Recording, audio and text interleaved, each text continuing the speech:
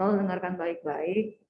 Kan normalnya satu gen akan mengekspresikan satu sifat, ya kan? Satu gen itu disimbolkan oleh satu huruf. Kalau hurufnya kapital berarti itu gen yang dominan sifatnya. Kalau hurufnya kecil berarti dia gen yang resesif. Itu kan? Nah, di penyimpangan semu hukum Mendel itu ada kekhasan, keunikan. Uniknya gimana? Uniknya ternyata satu sifat itu bukan diekspresikan oleh satu gen, tapi lebih dari satu, misalnya dua. Jadi satu sifat misalnya warna bunga pada linaria itu diekspresikan oleh dua gen. Kan kalau kemarin-kemarin kita udah nyontohin misalnya pada bunga warna merah dibawa oleh gen M besar. Yang warna putih sebagai resesif dibawa oleh gen M kecil gitu kan. Sekarang nggak begitu. Nih kalau di genetika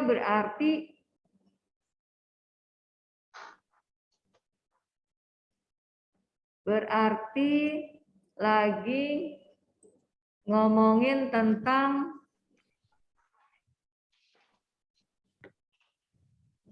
sesuatu hal yang sudah terjadi gitu ya. Nanti kita bikin persilangannya gitu.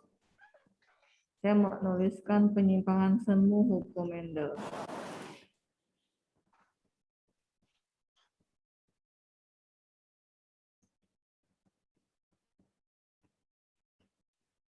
Ada 5 sebenarnya, cuma saya akan menyampaikan 2 saja karena itu yang udah saya buat soalnya buat PAS. Sisanya nanti insya Allah akan dibahas kalau di TO Bimbel ada soal seperti itu. Kalau nggak ada pun nanti di tahun depan ketika bahas materi-materi yang pengulangan materi, review materi akan saya sampaikan. Yang pertama, kriptomeri. Kriptomeri asal katanya kriptos.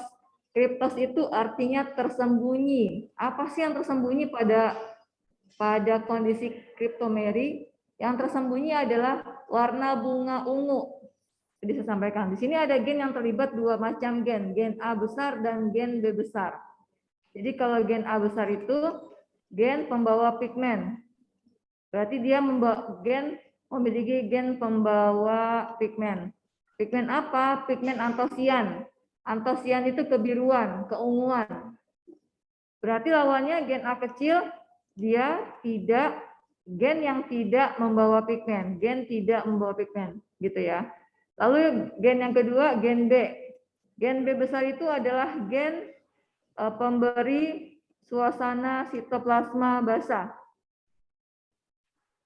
Jadi yang membuat sitoplasma bersifat basah itu gen B besar. Yang resesifnya B kecil berarti dia gen pemberi sitoplasma bersifat apa? Lawannya basah apa? Kering, Bu. Asam. Wildan Ramadhani apa? Ya, Bu. Asam. Asam.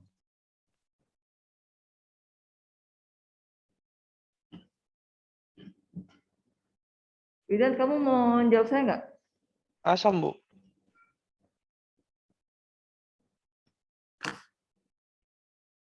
Wildan ngomong dong sebentar. Ngomong 1 sampai 70 hitung. 1, 2, Langsung 3, dong. 4, 5, 6, Hitung terus. 7, Lagi dong. 8, 9, 10. Wildan. Ya, Bu.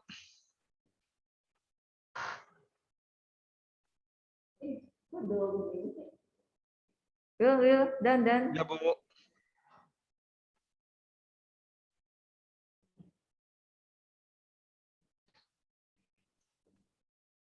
Gak kedengeran di saya.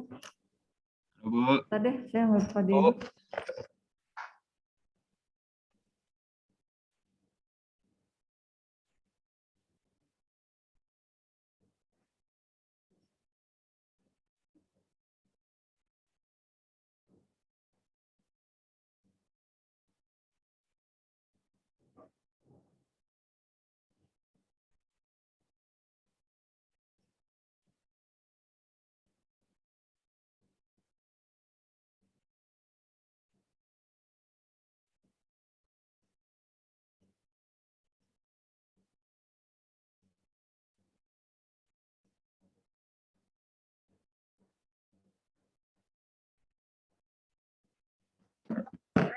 Lanjut ya. Kemari dong.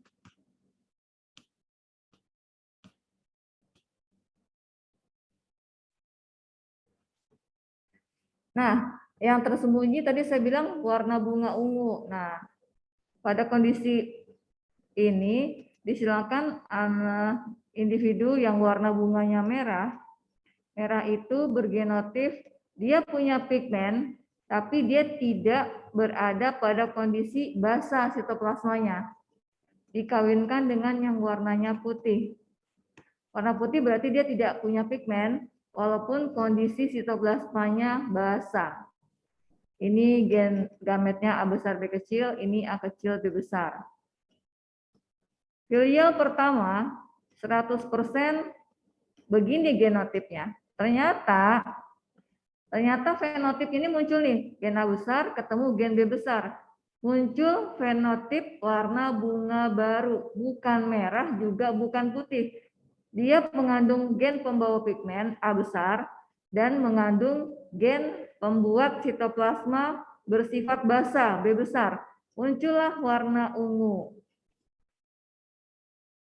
Ya. Terus dilanjutkan persilangannya sampai ke 2. F1 dikawinkan dengan sesamanya. Berarti kan sama nih gametnya. Kalian juga udah tahu ya, rasio fenotip F2-nya kan seperti yang saya kemarin bilang. A titik rasio fenotip F2-nya. A titik B titik ada 9, gitu kan ya. A titik B kecil ada 3, A kecil B titik ada 3, yang semuanya resesif ada 1 bagian. Sekarang kita kembalikan ke pakemnya kriptomeri. Kalau A titik B titik akan muncul warna ungu, berarti dia apa warnanya? Nggak dengar saya. Ungu, ya. Punya pigmen, kondisi sitoplasmanya asam, dia merah. Tidak ada pigmen, sitoplasmanya basah, putih. Tidak ada pigmen, asam pula, putih. Jadi hanya muncul 3 jenis fenotip pada kriptomeri di rasio fenotip F2, yaitu ungu, merah, dan putih. Ungunya 9, merahnya 3, ininya 3 plus 1 kan. Berarti di kriptomeri ujungnya ada perbandingan fenotip 9:3:4. Begitu, Pak.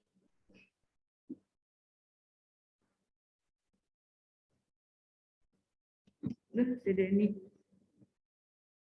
Di mana nih? Di lantai 2 gedung B.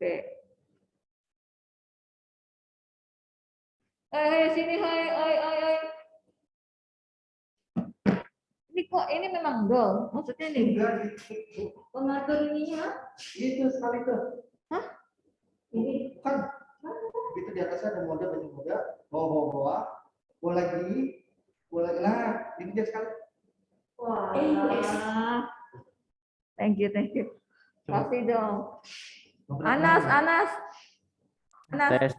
Oke. Halo Bu. Makasih. Dah. Beberapa hari ya. Nggak benar. Bukan. Masa sih? Kemarin mungkin kemarin mungkin nyala kali. Ini tadi mati. Oke, makasih. Begitu ya. Ya. Yang serupa dengan ini di ruangan mana lagi? Oke. Baik, gitu. Ada yang mau tanya?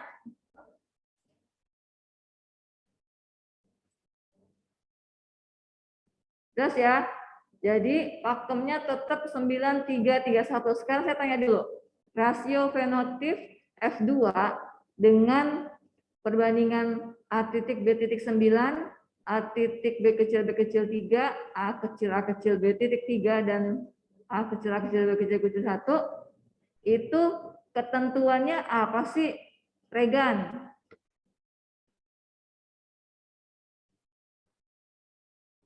Nih, yang perbandingan fenotip F2-nya 9:3:1, itu jika kenapa?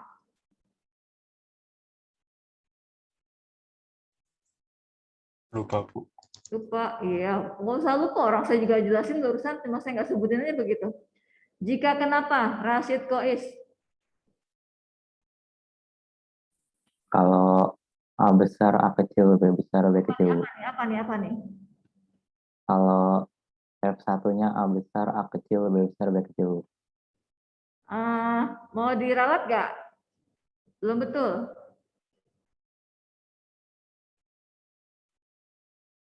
Ada mau membetulkan? Arlo, Dikali sesamanya, Bu. bukan begitu.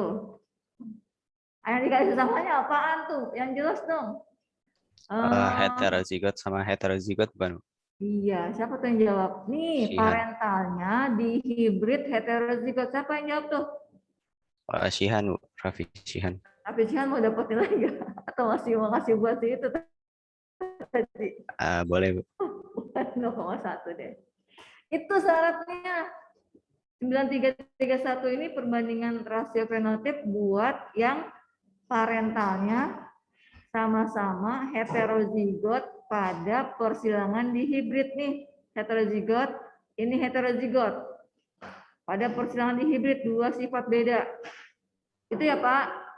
Tapi nanti sekarang soal deh, latihan soal. Contoh, buatlah diagram persilangan, kemudian tentukan rasio fenotipnya antara bunga betina bergenotip, ini pada bunga linaria ya.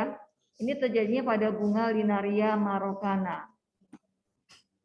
Bunga betinanya bergenotip A besar, A kecil, B kecil, B kecil. Dikawinkan dengan bunga jantan yang genotipnya A kecil, B kecil, B besar, B kecil. Sekarang saya tanya dulu, ini fenotipnya apa, Fauzil? Yang betina.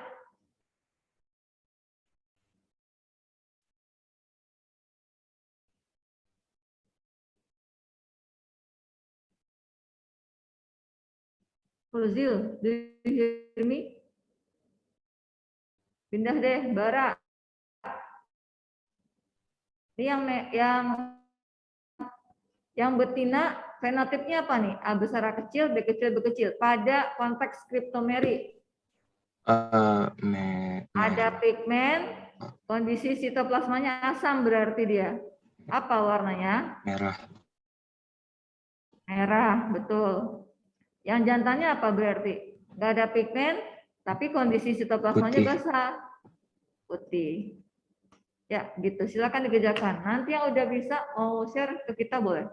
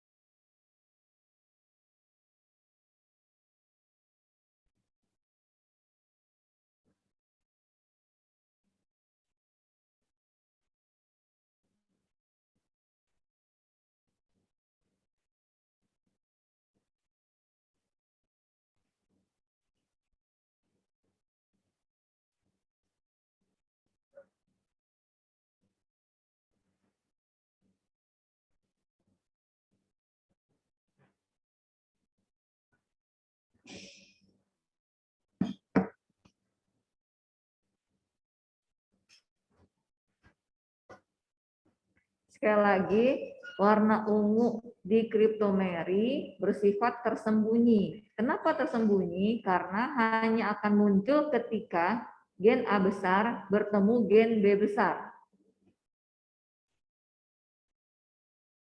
Selain itu, nggak akan muncul warna ungu. Ya, sambil mengerjain di sini silakan kalau ada yang mau.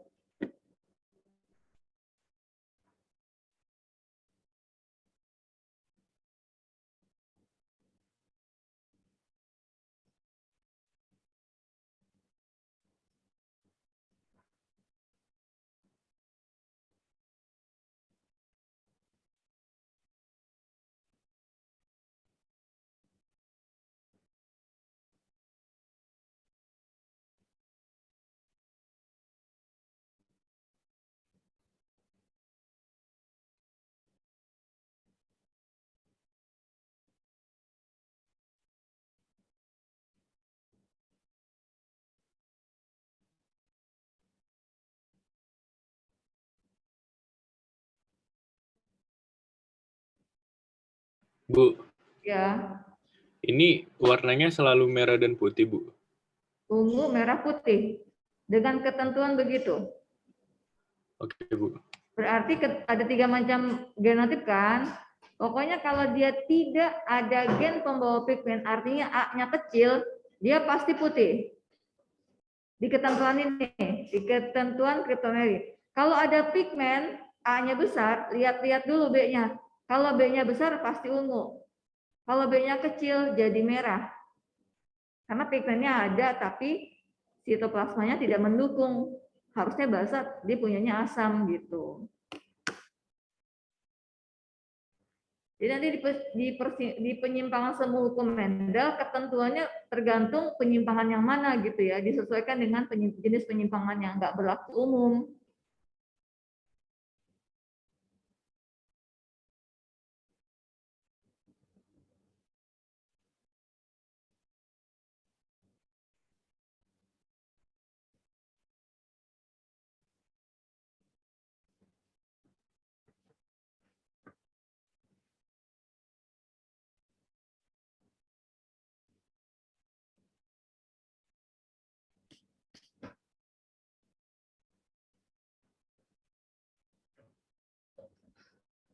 Ada mau coba nggak?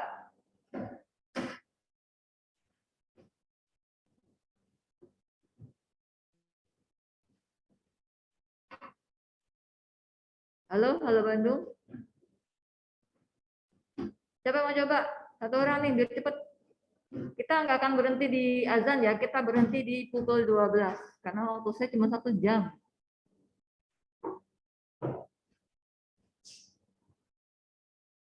Boleh. Siapa? Boleh. Herman Rashid. Yuk, silakan. Saya hapus. Saya screen aja apa annotate nih? Mana? Saya screen jawabannya aja, Bu. Ya.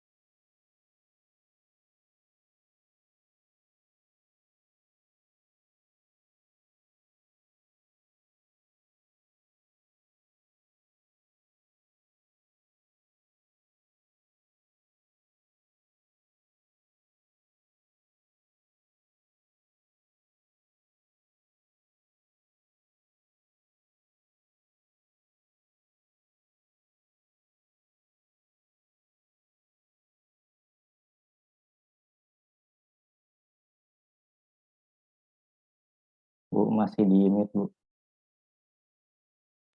Nih, gametnya kan heterozigotnya ada 1 kan, heterozigot 2 pangkat 1. Harusnya ada 2 dong. Baru 1 nih dia. Ini udah betul. Ini heterozigotnya ada 1, ada 2 dia.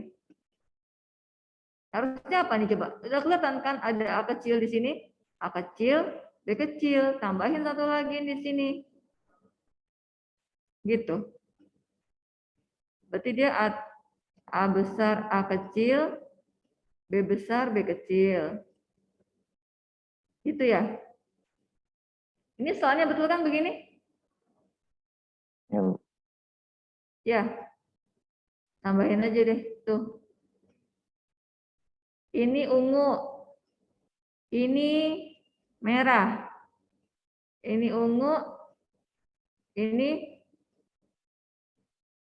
merah. Ungu merah tetap sih benar 1:1. Ada masih belum ngerti? Pokoknya kalau mengandung A titik, B titik, pasti ungu. A titik, B kecil, pasti merah. Karena punya pigmen ininya tidak mendukung.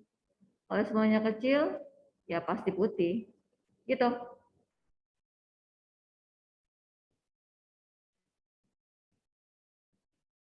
Ya, terima kasih. Kamu dapat 0,3. Catat aja di grup. Nanti saya nggak usah minta persetujuan kamu ya.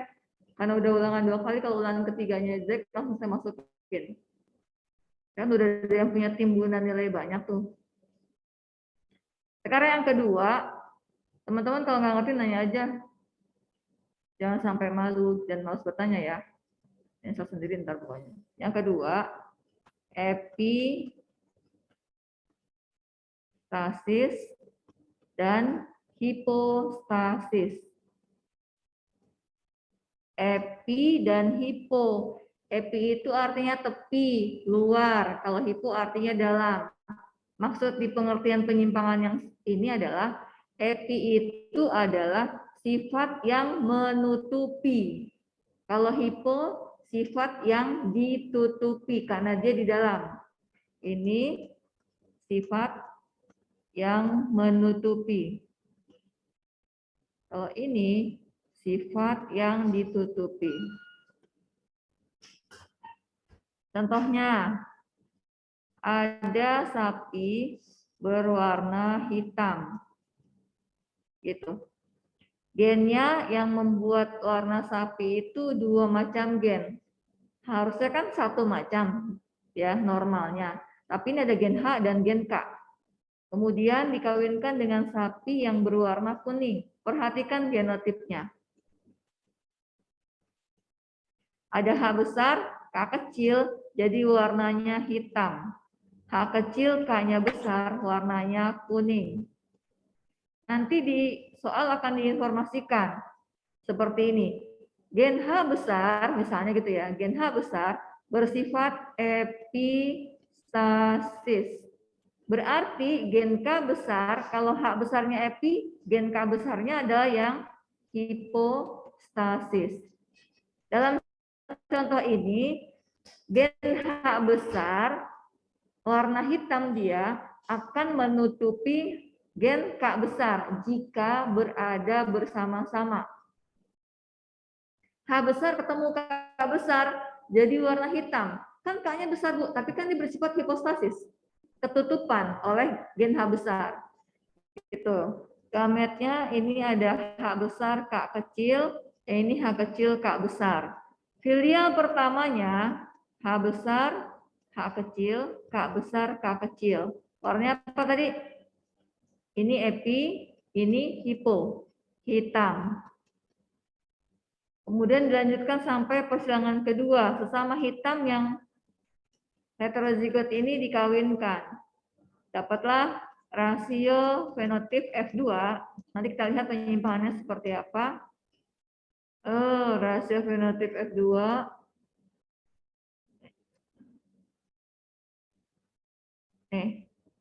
Berapa jadinya? Kan tahu, biasa kan? H titik, K titik, H titik, K kecil, K kecil, H kecil, H kecil, K titik, lalu yang semuanya resesif. 9, 3, 3, 1. Buat yang ini warnanya apa? Anandita.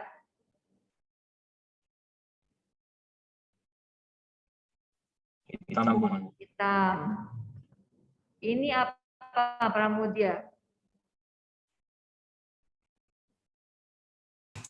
Hitam juga, Bu. Hitam juga. Ini apa? Dafa Yahya. Kuning, Bu. Kuning. Ini apa? Adim. Putih, Bu. Putih. Karena nggak ada H besar, nggak ada K besar. Semua resesif putih. Berarti pada contoh yang ini ada 3 macam fenotip juga kan? Ada hitam, banding kuning, banding putih. Hitamnya ada 9 ditambah 3. Kuningnya ada 3, putihnya ada 1. Berarti pada epi dan hipostasis ada perbandingan fenotip F2 itu sebesar 12 banding 3 banding 1 untuk hitam, kuning, putih. Sekarang silakan kerjakan soal. Jika diketahui parentalnya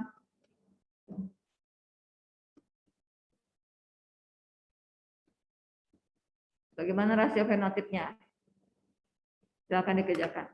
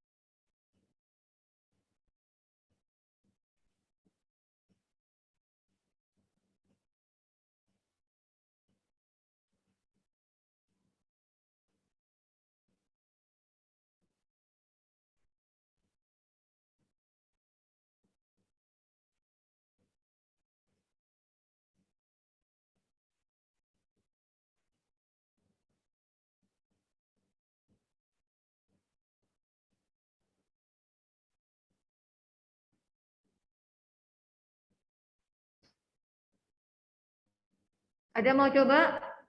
Silakan.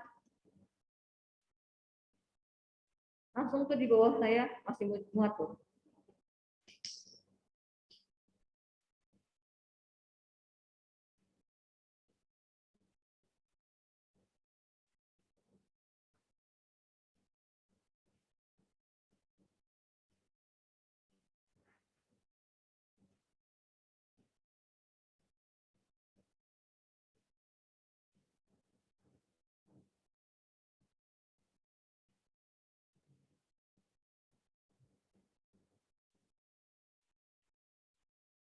Saya pengen nyoba, Bu. Oke, siapa nih?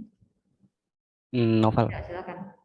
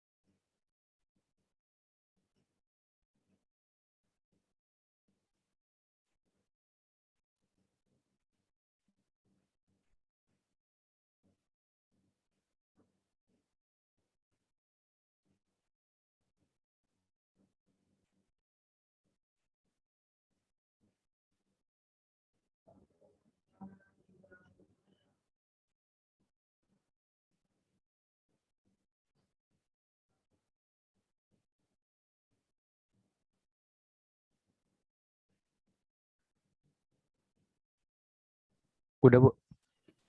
Oke, kita lihat ya.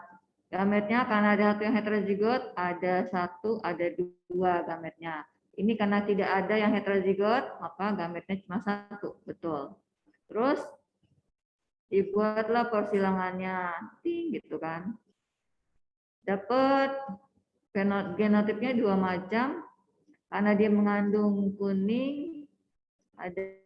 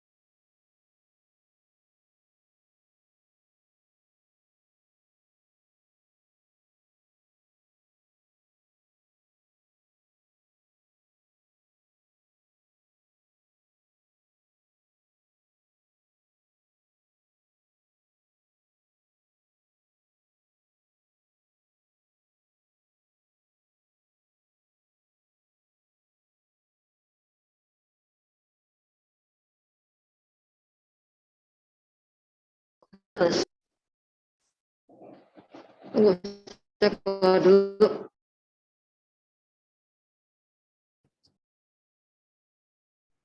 Sekarang saya mau jelasin tentang pautan gen.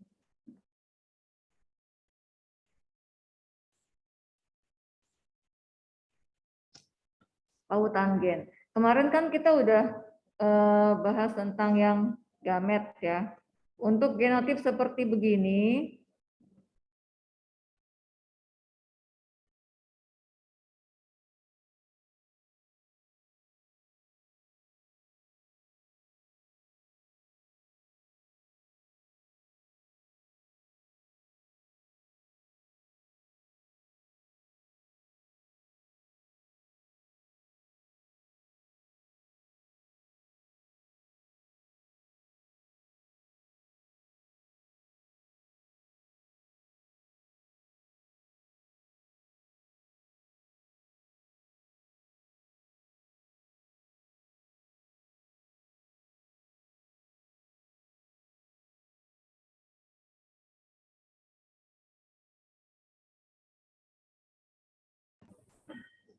maaf. Kelempar lagi.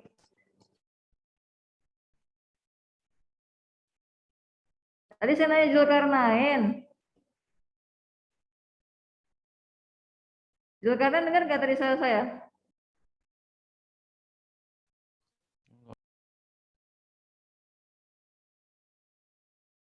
Halo Bandung. Zulkarnain dengar suara saya? Yang pertanyaannya enggak, Bu. Hah? Katanya pertanyaannya nggak dengar tadi, Bu. Di chat dong, di chat. Suara saya kedengaran nggak?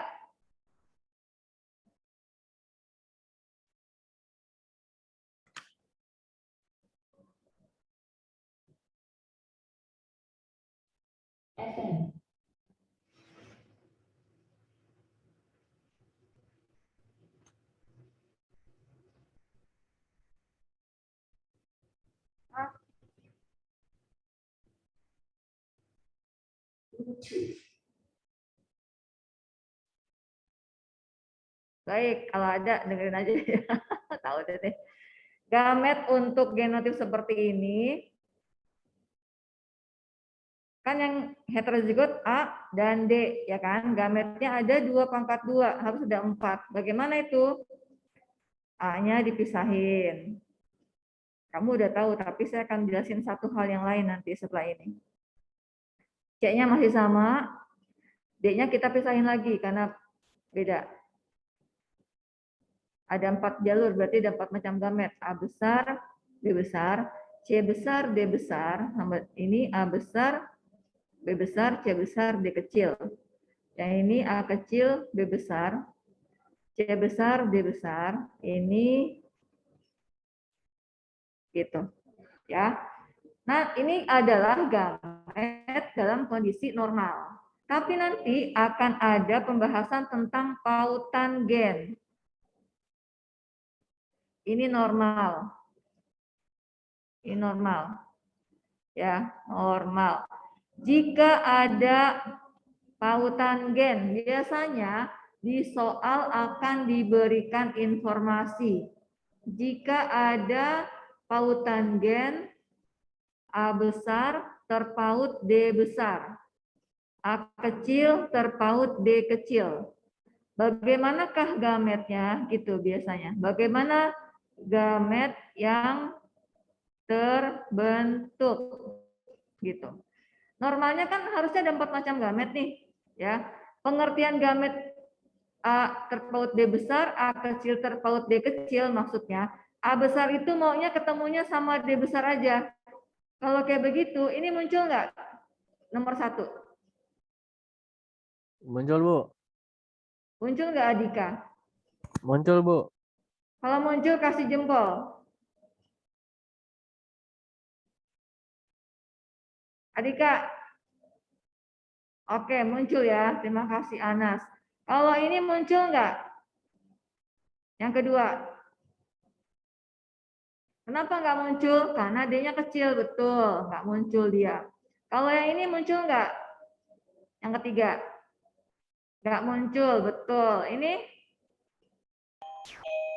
Enggak. Yang terakhir, karena A kecil maunya ketemu sama D kecil muncul. Berarti pautan itu maksudnya kalau diberikan informasi seperti ini di soal, maka pengertiannya A besar maunya ketemu sama D besar aja. Walaupun dalam kondisi normal mungkin muncul gamet ini, tapi karena ada informasi seperti ini bahwa telah terjadi pautan, ingat-ingat pada saat meiosis, di mana terbentuk kiasma. Nah, proses ini akan menunjukkan ini, adanya pautan. Ya, pada saat meiosis, pada saat pembentukan kiasma yang seperti huruf X di profase 1, itu seperti ini kondisinya. Maka gamet yang muncul akan ada berapa macam? Cuma 2 macam. Yang duanya teranulir, nggak muncul. Apa saja itu? A besar, B besar, C besar, D besar, dan A kecil, B besar, C besar, D kecil. Ini ketemunya sama dia doang. Ini sama dia doang. Gitu. Gitu Pak, tentang pautan gen. Jelas ya? Jadi kalau ditanyakan berapa macam gamet yang muncul, kamu tentukan dulu gamet dalam kondisi normalnya. Setelah itu baru kamu bikin kondisi yang mana yang muncul, yang mana yang tidak muncul berdasarkan informasi tambahan di soalnya.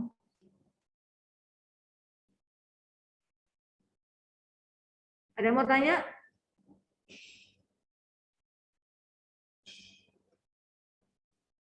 Kalau nggak ada, saya mau melanjutkan ke hereditas pada manusia. 15 menit lagi lumayan. Ini saya hapus ya. Bisa dihapus? Bisa aja karena nggak ada nyawa. Nah, sekarang hereditas pada manusia.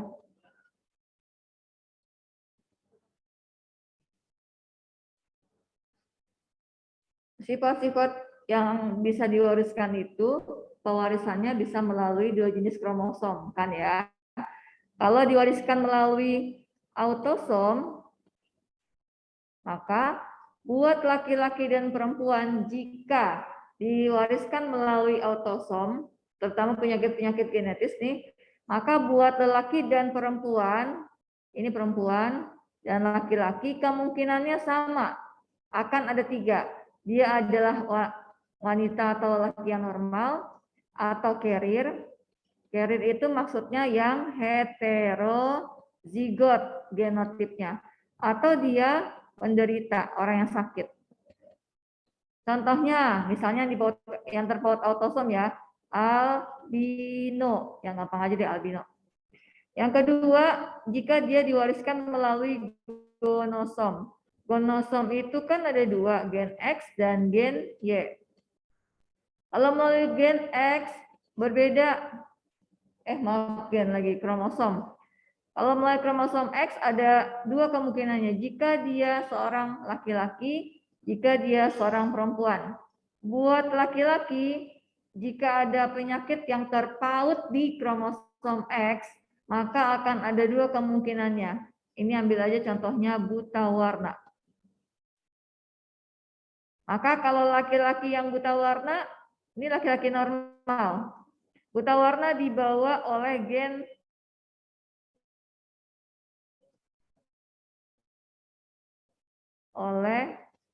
gen C kecil. Normalnya gen C besar. Ya. Biasanya saya untuk yang normal nggak saya tuliskan C besarnya. X aja gitu ya. Kalau yang gen C kecilnya saya tuliskan. Jadi kalau saya nggak tulis begini, maka dia laki-laki yang normal. Tapi kalau saya tulis begini, X-nya mengandung gen C kecil, maka dia adalah laki-laki buta warna. Buat perempuan, jika terpaut kromosom X akan ada 3 kemungkinannya. Beda, kalau laki-laki cuma 2. Karena X laki-laki cuma 1, X perempuan ada 2. Yang pertama, X besar, berarti dia perempuan normal dari sifat buta warna. Yang kedua, perempuan yang begini, berarti dia carrier. Dia tidak buta warna, tapi mengandung gen buta warna. Dia normal, nggak buta warna. Yang terakhir, yang mengangkut buta warna semua pada kromosom X-nya. Berarti dia perempuan buta warna. Ya. Kalau yang terdapat kromosom Y, semua penderitanya adalah laki-laki. Gitu. Nah, buat yang terpaut autosom, ketika bikin penyelesaiannya tidak perlu menggunakan simbol XX atau XY. Tapi kalau yang melalui kromosom X dan kromosom Y di soal nanti penyelesaiannya kamu harus menggunakan simbol XX dan XY. Misalnya seorang laki-laki albino. Albino jelas, berarti dia dibawa oleh gen albino ini dibawa oleh gen A kecil, ya. Berarti dia genotipnya A kecil. Menikah misalnya, menikah dengan perempuan carrier albino. Maka kamu harus bilang bahwa dia A besar A kecil genotipnya karena carrier. Misalnya diminta tentukan fenotip keturunannya. Maksudnya pada setiap kehamilan istrinya, anaknya akan memiliki kesempatan carrier atau albino atau normal gitu pada setiap kehamilan. Bagaimana penyelesaiannya? Parentalnya albino menikah dengan carrier. Gametnya A kecil, gametnya ada 2 yang istrinya. Keturunannya anaknya pada setiap kehamilan potensi menjadi carrier dan menjadi albino masing-masing 50%. Begitu, Pak. Ya, dilihat-lihat dulu. Saya kasih waktu 4 menit. Silakan yang nggak ngerti nanya. Sampai 11.55.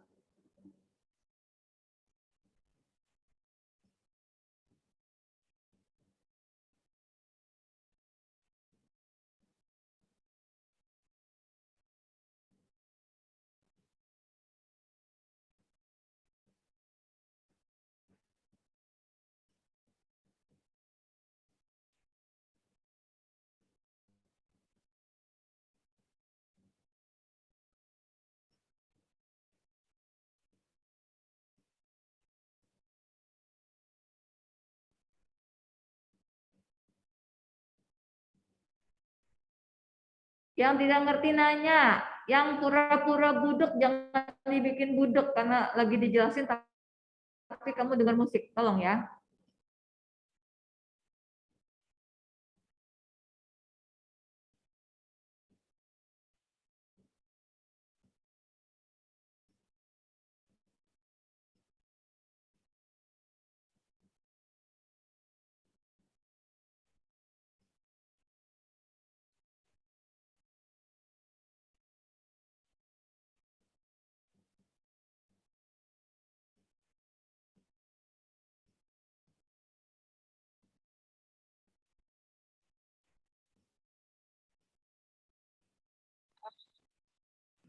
Bu, itu apa namanya? Kalau yang ada yang XC itu ntar C-nya itu di soalnya ada gituan, Bu.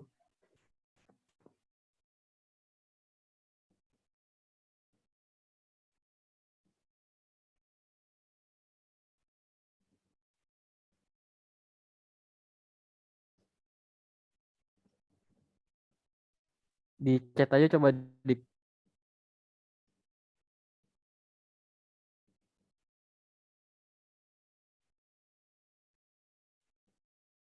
Kalau di chat juga kayaknya nggak dibaca deh. Dari minggu kemarin.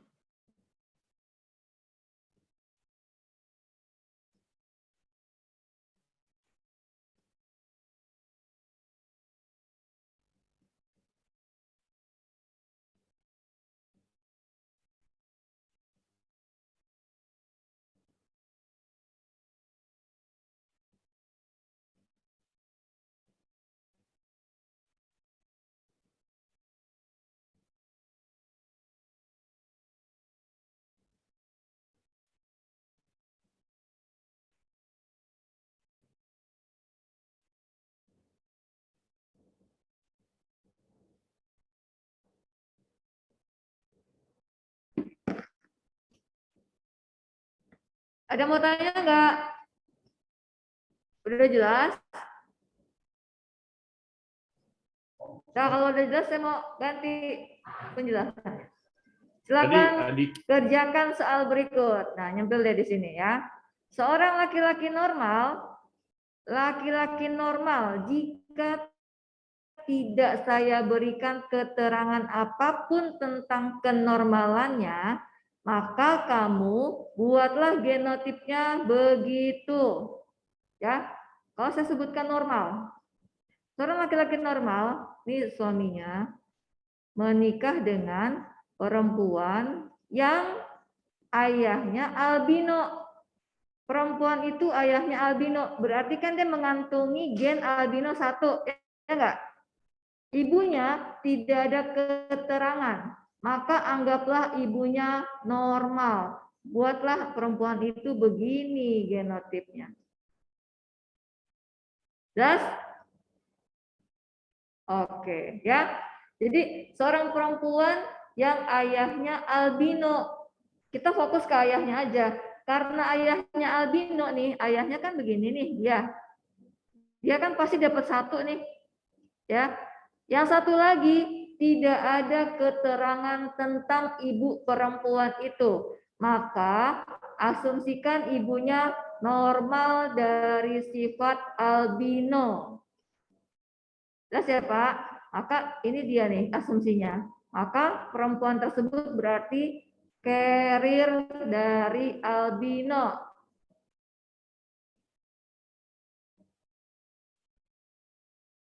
Baik. Saya hapus. Sekarang yang kedua, yang terpaut kromosom X.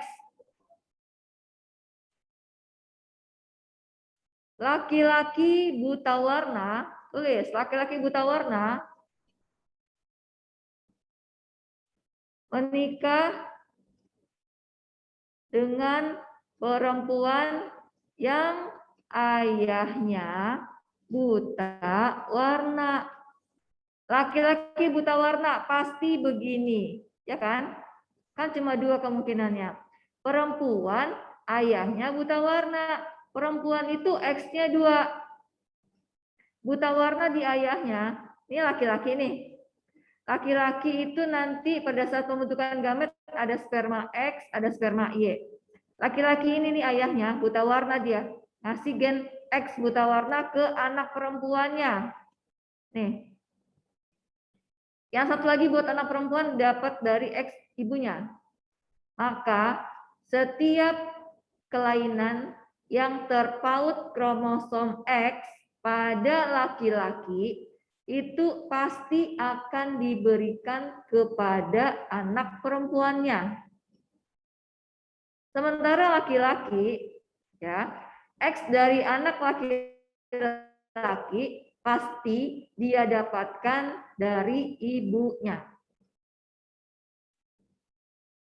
Jadi pada soal ini perempuan yang ayahnya buta warna, lagi-lagi keterangan ayahnya buta warna, pasti perempuan ini mengantungi 1 gen buta warna. Ibunya tidak diberikan informasi, maka kita asumsikan ibu perempuan ini sehat. Maka X-nya dia X yang normal. Bagaimana kemungkinan anak-anaknya? Ini dianggapnya heterozigot, ini heterozigot. Gametnya ada XC kecil, ini Y. Ini gametnya 2, XC dan X. Maka filialnya, maksudnya tiap terjadi kehamilan, kemungkinan anak-anak pasangan ini seperti apa?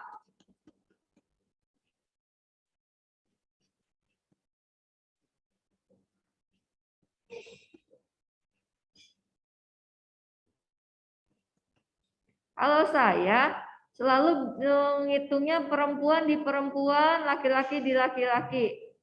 Bagaimana kemungkinannya perempuan? Anak mereka yang perempuan akan ada yang carrier, ya. Ini buta warna, ini carrier kan, buta warna carrier. Dan laki-laki yang normal dan buta warna. Semua dapat 1 bagian. Jadi maksudnya kalau anaknya perempuan cuma 2 macam kemungkinannya. Perempuan itu buta warna atau anak perempuannya carrier. Berarti pada soal ini saya bisa bilang bagaimana kemungkinan anak perempuannya buta warna, kamu tolong lihat di perempuan saja. Perempuannya kan 2 macam nih. Anaknya buta warna, dapat 50%. Berarti 1/2 di sini. Anaknya kemungkinan buta warna yang perempuan. Bagaimana kemungkinan anak laki-lakinya normal? Normal ini, 1/2. Jadi kemungkinannya 50%. Gitu. Pas jam 12. Mudah-mudahan mengerti. Nanti siap-siap saya share soal tentang hereditas dan penyimpangan semu hukum Mendel.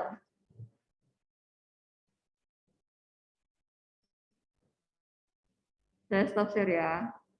Terima kasih. Mari kita baca doa. Alhamdulillahirabbil alamin. Subhanakallahumma wa bihamdika asyhadu an la ilaha illa anta astaghfiruka wa atubu ilaik. Terima kasih. Mohon maaf lahir batin. Assalamualaikum warahmatullahi wabarakatuh. Waalaikumsalam.